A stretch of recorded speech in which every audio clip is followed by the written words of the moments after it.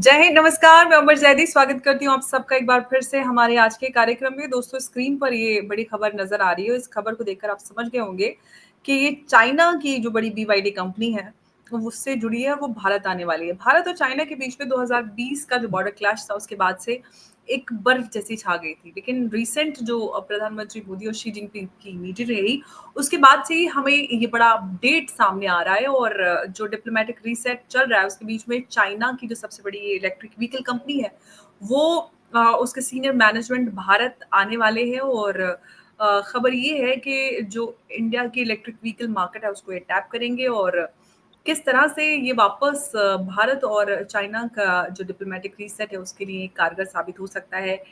कैसे ये भारत की जो और कंपनीज़ हैं, टाटा, महिंद्रा जैसी, उनके लिए क्या चैलेंजिंग साबित होगा? क्या कुछ इससे जुड़ा है, इसको इस हम चर्चा में शामिल करेंगे। चर्चा के लिए हमारे साथ मौजूद है एक बार फिर से उमेश जी। उमेश जी, आपका बहुत स्वागत है। जय हिंद, नमस्कार। जय सिया राम अंबर जी। जय सिया राम। उमेश जी, बीवाईडी चाइना की सबसे बड़ी इलेक्ट्रिक व्हीकल कंपनी भारत में वापसी कर रही है और जो भारत की इलेक्ट्रिक व्हीकल मार्केट है, उसको टैप करने वाली है। बड़ी खबर है और उस समय में जब भारत और चाइना के बीच में जो डिप्लोमेटिक रीसेट है, वो चल रहा है। दूसरी तरफ जो भारत और अमेरिका है, उसके बीच में तनातनी चल रही है ट्रेड वॉर को लेकर। कितना बड़ा ये अपडेट है? कैसे आप इसको देख रहे हैं?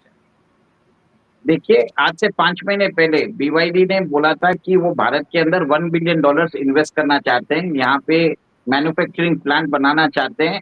और तेलंगाना में उन्होंने प्रपोजल दिया था कि वहाँ पे वो इलेक्ट्रिक व्हीकल्स बनाना चाहते हैं। हुँ, उस हुँ। समय भारत सरकार ने ये प्रपोजल रिजेक्ट कर दिया था। जी। बीवाईडी की व्हीकल्स आज भी भारत में आ रही है, पर वो दूसरे तरीके से आ रही है, हायर ड्यूटी के साथ आ रही है। लास्ट ईयर 2024 में उन्होंने 3,500 व्हीकल्स बेचे थे। इस साल सिर्फ अगस्त तक 10,000 व्हीकल्स बेचे हैं। और मेरे ख्याल से by the end of the year ये शायद 14 से 15,000 व्हीकल्स हो जाएगा। तो 400% ग्रोथ हुई है। डोमेस्टिक मार्केट में उन्होंने एक तरह से मार्केट रिसर्च भी कर लिया है और इनको समझ में आ गया है कि भारत के अंदर बीवाईडी व्हीकल्स का अभूतपूर्व डिमांड आ सकता है। बीवाईडी प्रिलिमिनरी एस्टिमेट्स उनका खुद का है कि वो 40% of the Indian EV market को कैप्चर कर सकते हैं। अब इसी के लिए वो भारत के अंदर अपना खुद का प्लांट लगाना चाहते हैं और बाय 2032 एटलीस्ट वो मेरे हिसाब से 600,000 units 6 lakh units per year बनाना चाहते हैं। अभी सिर्फ बीवाईडी नहीं आई है, विनफास्ट जो वियतनामीज कंपनी है, उसने भी भारत के अंदर टूटिकोडिन में उसने प्लांट चालू कर दिया है। 50,000 व्हीकल पर ईयर अभी वो बना रहा है और आगे फेज 2 में 1.5 लाख व्हीकल्स तक वो करने वाला है।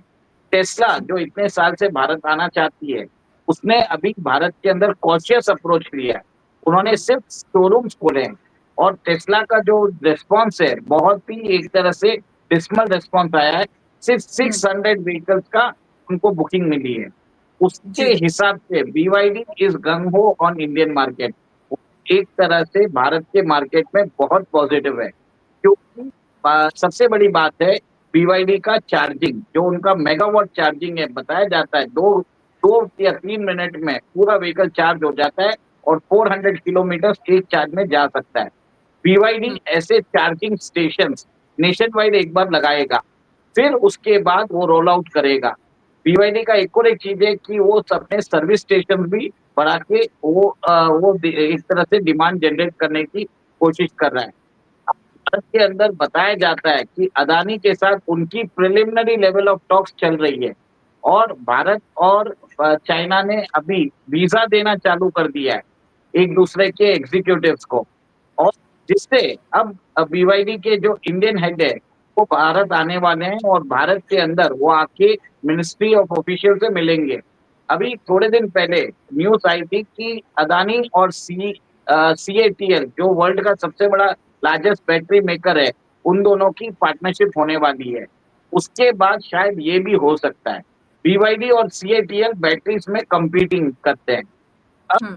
जी भारत का ईवी मार्केट हॉट होने वाला है। यहाँ पे ऑलरेडी जो 2-3 जो मैन्युफैक्चरर्स है, उनको तकलीफ आएगी। एक तो टाटा ग्रुप है, एक महिंद्रा ग्रुप है और इसमें बीवाईडी घुसता है तो भारत के जो भारत में हर साल 4.3 मिलियन व्हीकल्स बिकते हैं। और हुँ, उसके अंदर अगर आप ये देखिए कि ईवी का पेनिट्रेशन बढ़ाना है, तो बीवाईडी के एंट्री से बहुत फ़र्क पड़ेगा, क्योंकि ये जो फंडामेंटली जो रूट इश्यू है, उसको एड्रेस करते हैं। इनको मालूम है कि कंज़्यूमर की साइकोलॉजी क्या है। इनको सबसे बड़ा चीज़ है कि ये चार्जिंग स्टेशन लगाएँगे। ऑलरेडी आप ये देख रहे हैं कि सज्जन जिंदल ने ऑलरेडी ये चाइनीज़ कंपनी के साथ उन्होंने पार्टनरशिप कर ली है और ये चीज़ एक प्रेफर्ड रूट होने वाला है और भारत सरकार भी ऐसे ही मतलब वैसी कंपनीज़ को अलाउ करेगी, जो भारत के अंदर टेक्नोलॉजी लेके आए, यहाँ पे प्रोडक्शन करे और या फिर इसमें एक इंडियन पार्टनर रहेगा विथ चाइनीज़ इन्वेस्टमेंट। तो कहीं न कहीं अगर ये पार्टनरशिप होती है, अदानी और बीवाईडी के बीच में, तो Adani will have 76% and BYD should have 24% जैसा पहले बताया गया था। और इसके बाद जो ड्यूटी होगी, वो घट के शायद 15% हो जाएगी, क्योंकि इंडिया की एक ईवी पॉलिसी है, जिसमें अगर आप $500 मिलियन इन्वेस्ट करते हो, तो आपकी ड्यूटी कम हो जाती है। टेस्ला को मोदी जी ने बार-बार बुलाया भी था और लास्ट अप्रैल 2024 में वो हुँ, भारत आने वाले थे, पर लास्ट मोमेंट पे वो चाइना चले गए। आज वही टेस्ला भारत के अंदर उसकी डिमांड नहीं आ रही है, जबकि बीवाईडी एक तरह से लोगों का इमेजिनेशन कैच कर रहा है, क्योंकि वो हर बार जो इनोवेशन वो कर रहा है और कोई हुँ। कंपनी नहीं कर पा रही है। ये बात आप ये भी देखिए, क्योंकि बीवाईडी का सेल बढ़ता जा रहा है और टेस्ला का सेल पिछले 8 हुँ। महीनों से गिरता जा रहा है। ये बहुत बड़ा शिफ्ट हो गया है। उमेश जी, इस सब के बीच में ये सवाल निकलता है कि प्रधानमंत्री मोदी और शी जिनपिंग की मुलाकात हुई और अब ये सारा कुछ हमें अपडेट भी मिल रहा है कि बीवाईडी के जो सीनियर ऑफिशियल्स हैं वो भारत आने वाले हैं और जो भारत के जो डिपार्टमेंट्स हैं, मिनिस्ट्री वगैरह उन सब से मुलाकात होगी। सवाल ये है कि इस सब के बीच में जो बॉर्डर डिस्प्यूट को लेकर सवाल खड़ा रहता है, उस पर क्या हो पाएगा? क्या बॉर्डर डिस्प्यूट को साइड रखकर ये डिप्लोमेटिक रीसेट चल रहा है या ये भी अ, केंद्र में है? देखिए, अभी बॉर्डर डिस्प्यूट में कहीं न कहीं एक तरह से नेगोशिएशंस आ रहे हैं, पर नेगोशिएशन बढ़ रहे हैं। कहीं न कहीं हम कुछ बॉर्डर्स में हम सहमत हो सकते हैं, तो हुँ, वहाँ पे सहमति हो जाएगी। फिर धीरे-धीरे नेक्स्ट लेवल के मतलब वो एक तरह से नेगोशिएशन चलता रहेगा।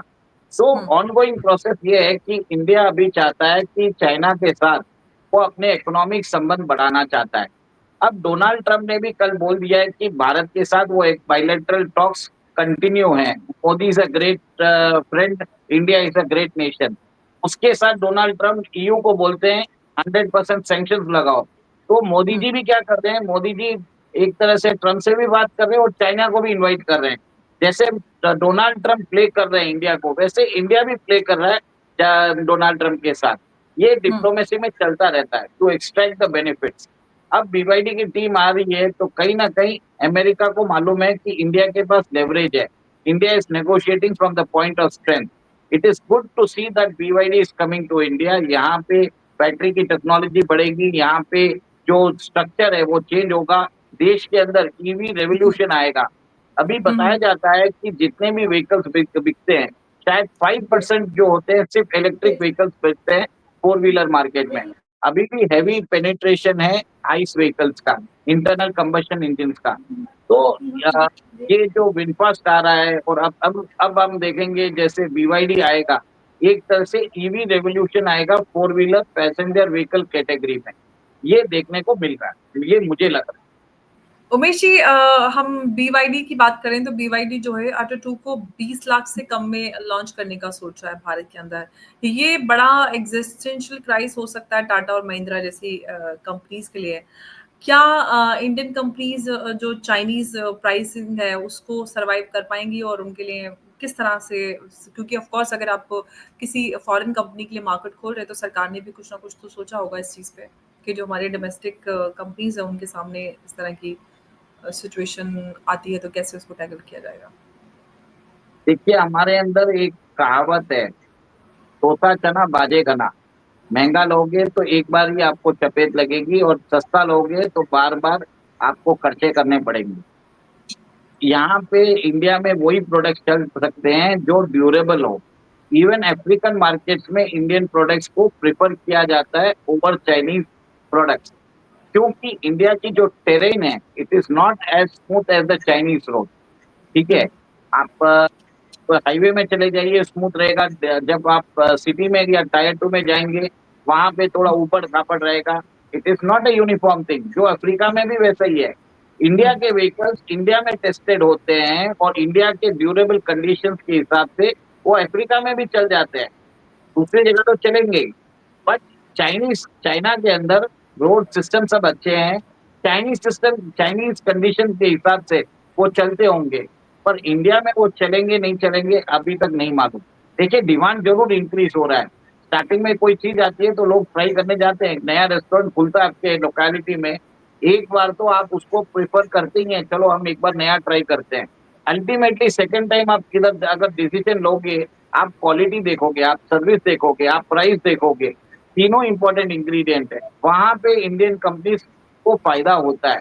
तो अभी वेट एंड वॉच वाला गेम है, महिंद्रा और टाटा को भी मालूम है कि चाइना के अंदर क्या प्रॉब्लम्स है, और उनको अगर उनको भी एडवांस में नोटिफिकेशन आ गया होगा। महिंद्रा ने अभी एसयूवी मार्केट को कैप्चर किया है, कहीं ना कहीं उन्होंने इनोवेशन किया है, टाटा भी इनोवेशन करेगा, अल्टीमेटली कस्टमर को फायदा होगा।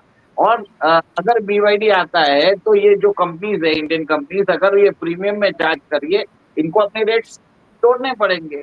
Ultimately it is the Indian customers who are going to be the king. और एक चीज है, प्रोडक्ट अच्छा मिलेगा, गुणवत्ता मिलेगा, इनोवेशन होगा, सर्विस की बात होगी, चार्जिंग स्टेशन मिलेगा, तो ये सब चीजें आपको घर पे मिलना चालू हो जाता है तो यूजर एक्सपीरियंस भी बढ़िया मिलेगा।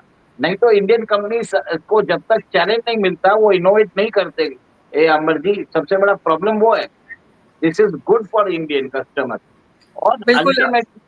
अल्टीमेटली इंडियन कस्टमर्स भले ही एक बार यूज कर लेंगे या कुछ कर लेंगे, देखिए टेस्ला को भी उन्होंने नहीं यूज किया, ओनली 600 व्हीकल।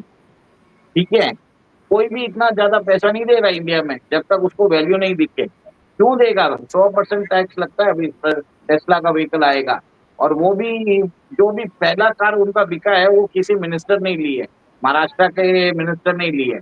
तो ये देखिए कि इतना ज्यादा मास प्रोडक्ट भी नहीं बन रहा है टेस्ला। मतलब आप सोचिए क्लास सेगमेंट में भी वो इतना बड़ा मास प्रोडक्ट नहीं बन, बोल रहा था क्लास प्रोडक्ट में भी वो मास सेगमेंट नहीं बना है।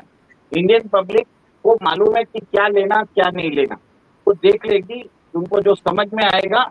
आप बेवकूफ नहीं बना सकते इंडियन पब्लिक को, इंडियन पब्लिक बहुत ज्यादा शातिर है। और जहाँ पे उनको मालूम भी है, लास्ट में वो बोलेंगे, टाटा और महिंद्रा को बोलेंगे ये सब फीचर सब लाओ और इस काम में लेके आओ, और इंडियन कंपनीज करेंगे भी। जी, उमेश जी, 2023 में बीवाईडी को जो उन्होंने सिक्योर वो फैक्ट्री प्रपोजल दिया था, उसको सिक्योरिटी रीजंस की वजह से रिजेक्ट कर दिया गया था। अब उसको ग्रीन सिग्नल मिल गया है। इसको किस तरह से देखा जाना चाहिए? पॉलिसी यू टर्न या फिर कोई प्रेशर, या कैसे आप इसको देख रहे हैं? देखिए अभी तक उनको वापस अभी तक ग्रीन सिग्नल भी नहीं मिला है, वो वापस आ रहे हैं। और पॉसिबिलिटी था कि लास्ट टाइम इनके जो ऑफिशियल थे वो भी इंडिया में एंट्री नहीं कर पा रहे थे। अब लिबरल वीजा के कारण उनके लोग यहाँ पे आके प्रेजेंटेशन कर सकते हैं, फैक्ट्रीज देख सकते हैं, अदर थिंग्स इंडियन ऑफिशियल से मीट कर सकते हैं।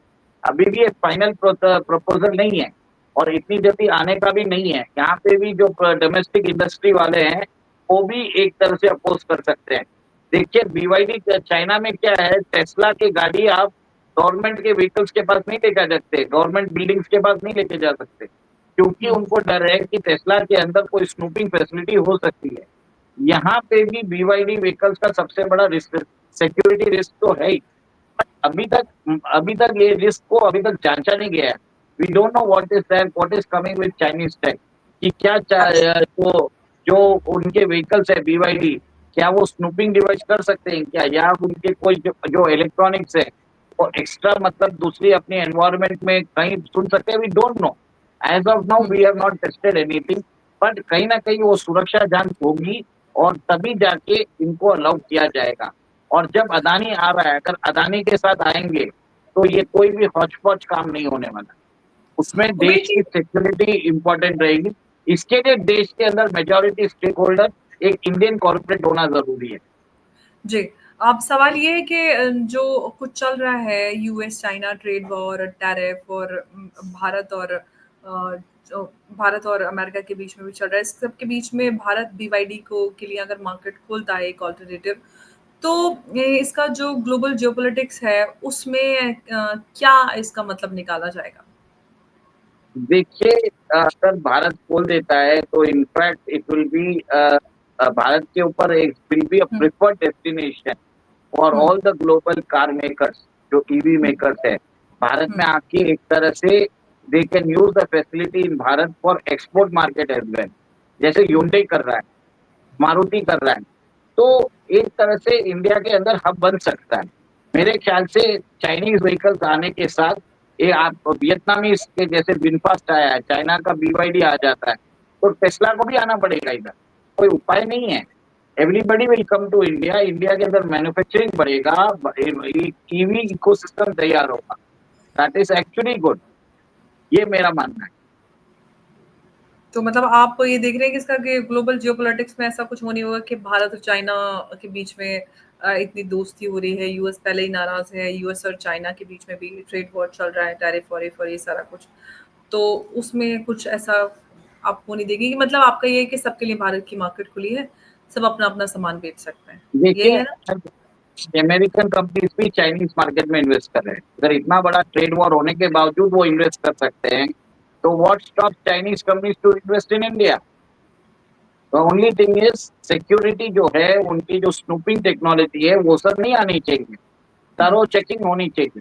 दिस इज व्हाट आई से, हाँ, व्हाट आई सबसे एम बड़ा सेइंग। सवाल तो मेरे को यही है कि सस्ती गाड़ी के चक्कर में कि हम नेशनल इंटरेस्ट के साथ तो कॉम्प्रोमाइज़ नहीं करें, सबसे बड़ा सवाल यही है। अब नहीं, तक एकदम से definitely we can not believe the Chinese, they need to be scrutinized thoroughly. इसके लिए Indian government 24% stake with technological transfer with 76% Indian partner, ये शर्त रखी है, ताकि आप कोई भी जो अगर रेजोल्यूशन होता है तो इंडियन पार्टनर को पकड़ा जा सकता है। Indian partner will be at loss, तो जो भी इंडियन पार्टनर रहेगा he will have to ensure कि उसके अंदर कोई स्नूपिंग टेक्निक्स तो नहीं है। We don't know because all sensor based होता है। जब चाइना में खुद वो टेस्ला को उन्होंने बैन करके रखा है गवर्नमेंट बिल्डिंग्स के बाद, तो India also has the right to have similar concerns for BYD. What is stopping for India? तो ये एक तरह से सही मेजर है इंडियन गवर्नमेंट का। इंडियन गवर्नमेंट एग्जैक्टली सेफगार्ड्स रख के काम करेगी।